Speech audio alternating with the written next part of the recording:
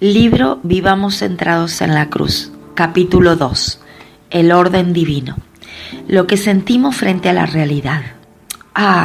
El desastre, la tragedia, la miseria y la maldad que encontramos en el mundo sencillamente porque las personas no saben cómo manejar sus propios sentimientos. Dr. Martyn Lloyd-Jones. Crecí practicando deportes y el baloncesto en particular siempre ha sido mi preferido. Aunque cumplí 51 años de edad el año pasado, suelo recordarle a mis amigos más jóvenes que todavía me queda cuerda para rato. Y sigo insistiendo en que mi velocidad y tiro de 3 puntos son tan buenos como siempre, aunque ellos dejan bien en claro que no me creen. Hay una cosa, sin embargo, que tengo que admitir. Algo que cambió desde mi juventud. Hoy soy mucho más consciente de la necesidad del precalentamiento. Sé por experiencia que mis músculos funcionan mejor cuando están preparados, distendidos y calientes en lugar de fríos y tensos. Muchas veces necesitamos también un precalentamiento espiritual para nuestros músculos mentales y espirituales, y creo que esto vale en especial para este libro. Antes de avanzar en el exigente ejercicio espiritual de experimentar la cruz con mayor profundidad, necesitamos precalentar nuestras facultades espirituales y mentales al explorar el asunto de nuestros sentimientos, para así aprender cómo afectan nuestra visión de la realidad y la forma en que vivimos respondiendo a la misma. Esta es una conversación muy importante que necesito tener con usted y que puede ser determinante en lo que este libro significa en su vida. Si queremos que nuestros corazones se conmuevan con el Evangelio, si queremos comprometer nuestras emociones y si queremos maravillarnos de veras, tenemos que comenzar por poner nuestros sentimientos en el lugar que le corresponde. Así que vamos a ir más lento durante un momento a fin de contemplar el orden de Dios para la vida y el pensamiento basados en la verdad, un orden que tendemos a dejar de lado. ¿Cómo se siente? ¿Alguna vez pensó hasta qué punto vivimos según nuestros sentimientos? ¿Pensó en cuánto nos centramos en ellos? En un día cualquiera, ¿cuántas veces toma decisiones o evalúa la realidad basándose principalmente en los sentimientos del momento? Tomemos, por ejemplo, el proceso de la lectura de este libro. Adivino que ya he encontrado aquí y allá afirmaciones que le hacen pensar. ¿Cómo me siento al leer esto? Y quizás sin siquiera darse cuenta de su reacción, estaba juzgando el mérito de mis palabras según los sentimientos subjetivos que surgían al reflexionar en lo leído. Si es así, no es el único. Nuestra tendencia suele ser la de comenzar por lo interior, lo subjetivo, lo experimental. Entonces utilizamos esos sentimientos e impresiones para determinar lo que aceptaremos como hecho objetivo. Dejamos que nuestros sentimientos nos digan lo que es verdad, en lugar de dejar que la verdad transforme nuestros sentimientos. Para la mayoría, esto no es algo que sucede solo al leer un libro o oír un sermón. Hasta explicamos nuestras decisiones cotidianas diciendo, esto me hace sentir bien, o tuve un mal presentimiento. Esta es la mentalidad fundamental con la que vemos prácticamente todo. Es la forma en que vivimos. Estamos condicionados a esta perspectiva no solo por nuestro pecado, sino también por nuestra cultura que nos seduce sin cesar a seguir nuestro corazón y hacer lo que nos haga sentir bien, junto con la halagadora seguridad de que sentirse bien siempre es algo que merecemos a toda costa. Estaría bien seguir nuestros sentimientos si supiésemos que siempre serán fieles a la realidad. Sin embargo, no es así. Su perspectiva de la realidad tiene muchos puntos ciegos. Como resultado, nuestras emociones son cambiantes, endebles y se dejan dominar por una gran cantidad de factores, como el café derramado en el desayuno, el tránsito atascado cuando ya vamos tarde o un comentario hiriente de un compañero de trabajo. Simplemente no podemos fiarnos de nuestros sentimientos. La maravilla que ya no sentimos. Hasta cuando se trata de nuestra vida espiritual, en cualquier momento dirigimos y ponemos nuestra fe en nuestro estado emocional y no en una verdad clara y objetiva. Solemos pedirle a Dios más experiencia, asegurándole que si nos las da, reconoceremos y creeremos su verdad. Esto sucede con frecuencia, por ejemplo, en la adoración colectiva, cuando lo que nos rodea cantan expresando una profunda gratitud a Jesús por su muerte que nos salvó, a veces sentimos que no calificamos para unirnos a esa adoración de nuestro Salvador porque esa mañana no sentimos pasión. Puede suceder también cuando abrimos nuestras Biblias. Tenemos delante un pasaje con palabras como redención, Salvador, Evangelio, justificados. Sin embargo, estas palabras no evocan una respuesta en nosotros y por eso las pasamos de largo para ver si encontramos algo más que pueda encender nuestro fuego. Y si el entusiasmo se tarda en llegar, bueno, lo dejamos para otro momento. Después de todo, ¿quién quiere gastar energía mental para pensar con intensidad y detalle en las Escrituras? ¿Quién tiene tiempo para estudiar? ¿Quién tiene tiempo para meditar? Y aquí está lo grave. En nuestra arrogancia investimos nuestros sentimientos o su ausencia de una autoridad final en lugar de reconocer que nuestras emociones suelen ser inestables, poco confiables, gobernadas muchas veces por el orgullo y plagadas de mentiras que se sienten como verdades. Una y otra vez he visto gente que se rinde a tales mentiras. Es una experiencia temible sentarse con personas que en realidad insisten en que lo que sienten tiene más autoridad que lo que está escrito en la Biblia. Y hasta a veces suponen que Dios comprende esta actitud. No es así.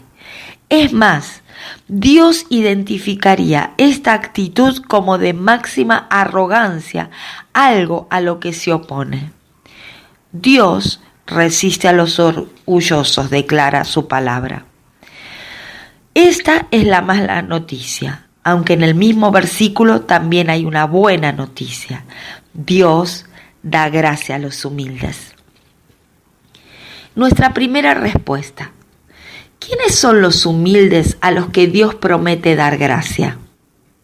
Los humildes son aquellos cuya primera respuesta a la verdad objetiva de la palabra de Dios no es preguntar ¿cómo me hace sentir esto?, sino no voy a permitir que lo subjetivo y mi experiencia determinen y dirijan mi fe.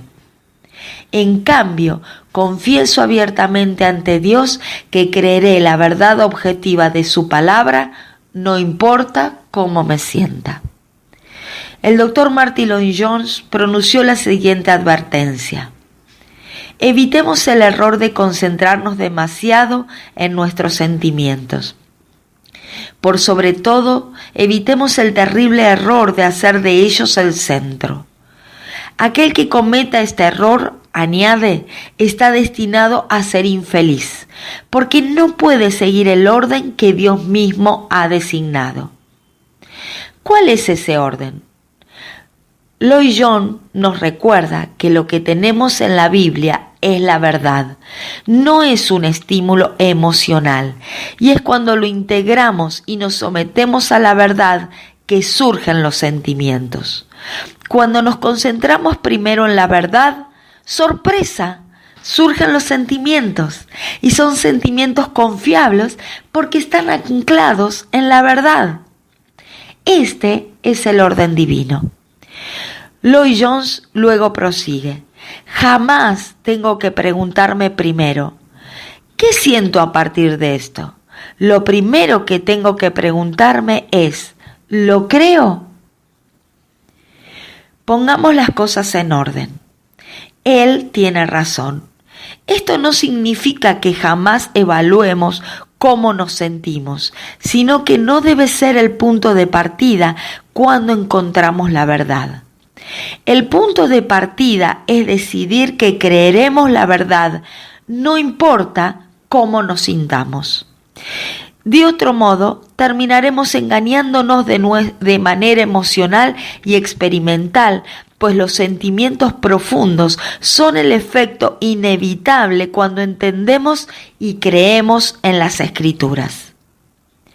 A medida que lea y medite y piense en serio lo que dice su Biblia y lo crea y acepte, en verdad sentirá la experiencia de la palabra en su vida y sentirá su efecto. Hay una verdad transformadora del corazón en las Escrituras, pero no la encontraremos si primero intentamos sentirla. Conocer y creer de todo corazón en la verdad siempre dará como resultado con el tiempo la confiable experiencia de la verdad.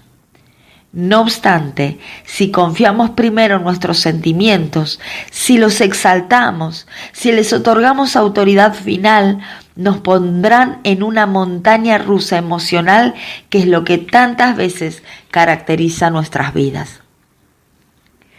Escuchándonos a nosotros mismos. Lloyd Jones dice que exaltar nuestros sentimientos y depositar en ellos nuestra confianza es escuchar demasiado. ¿Ha observado que la mayor parte de la infelicidad en su vida se debe a que se escucha a sí mismo en lugar de hablarse? Estoy de acuerdo. Quiero explicar lo que el señor Lloyd Jones está diciendo con escucharse demasiado. Si usted se parece a mí, es posible que lo haga todos los días. Conoce la rutina.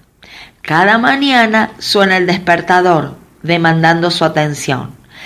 ¡Basta ya! ¡Que deje de sonar! Y uno pulsa el botón para silenciar un rato el despertador.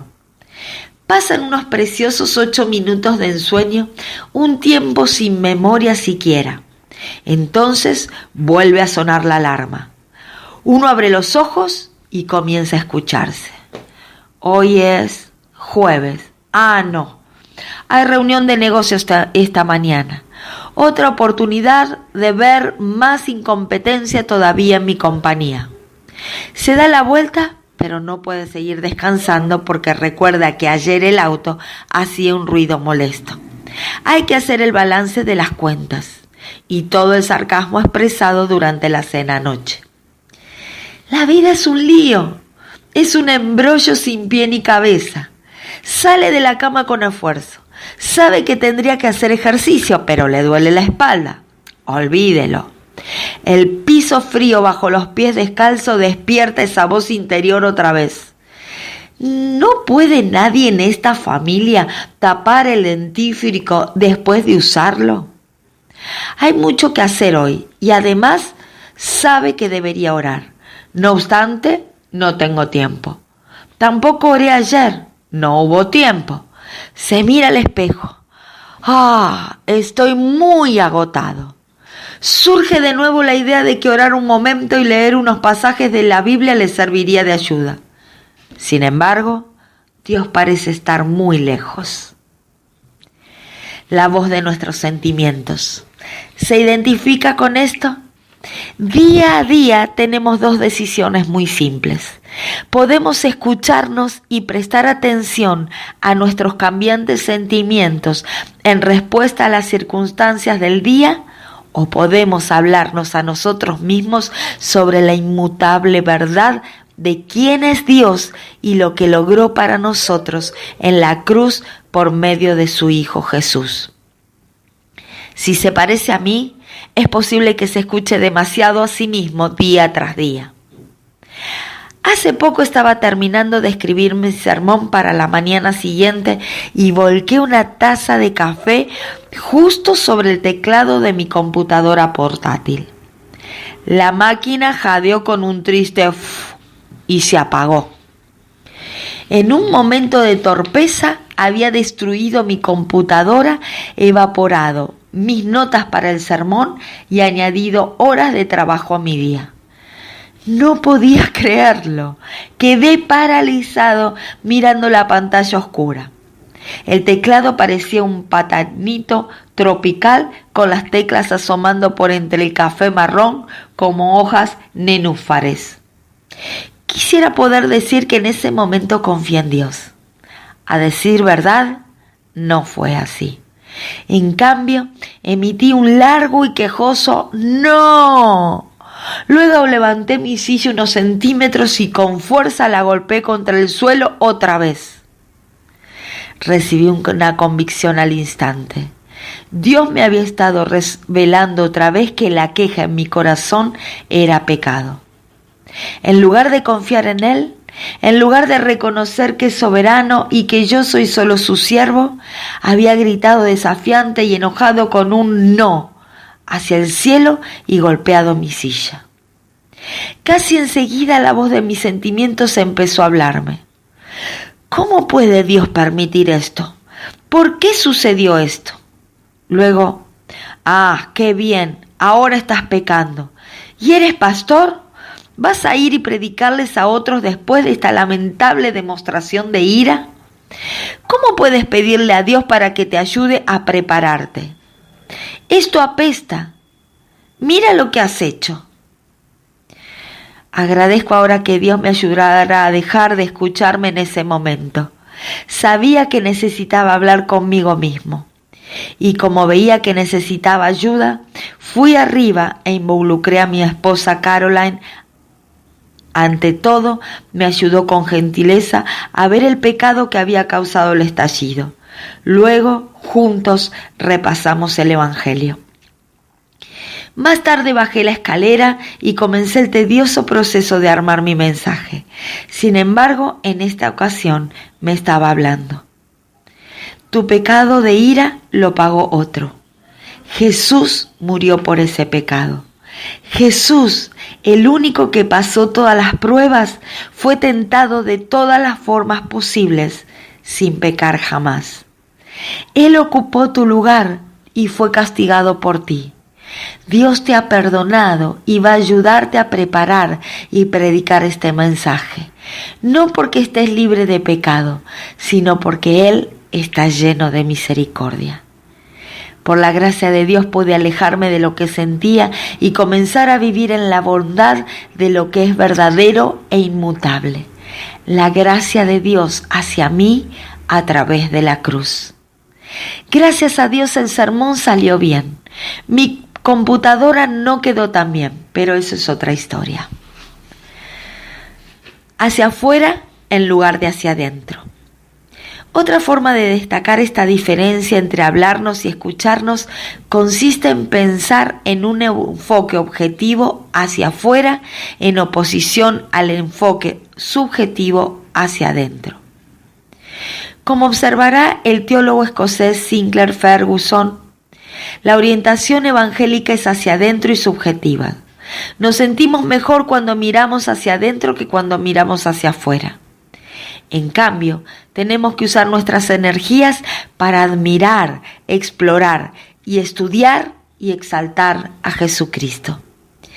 Podemos aprender a enfocarnos hacia afuera y hacia arriba, no importa cómo nos sintamos, porque el Evangelio y sus hechos no se ven afectados en manera alguna por lo que sea que agite nuestras emociones.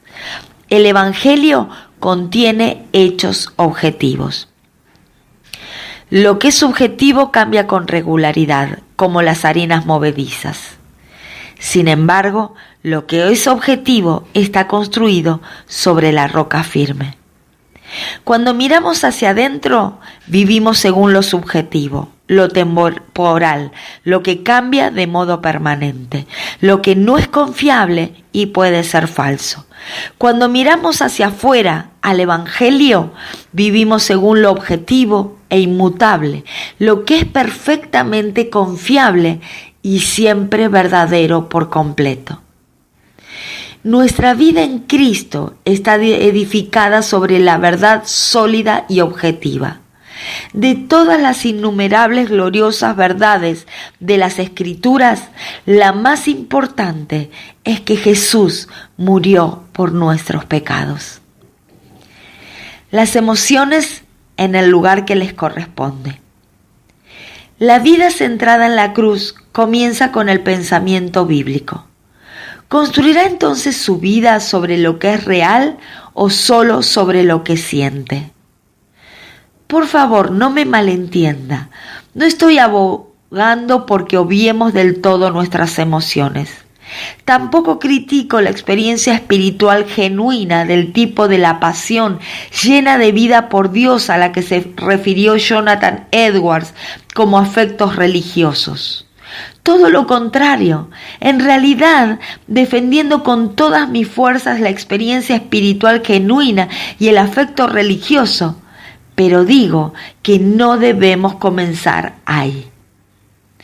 Pensamos con nuestros sentimientos, dijo Ferguson. Es verdad, permitimos que nuestros sentimientos guíen nuestros pensamientos y no tendría que ser así.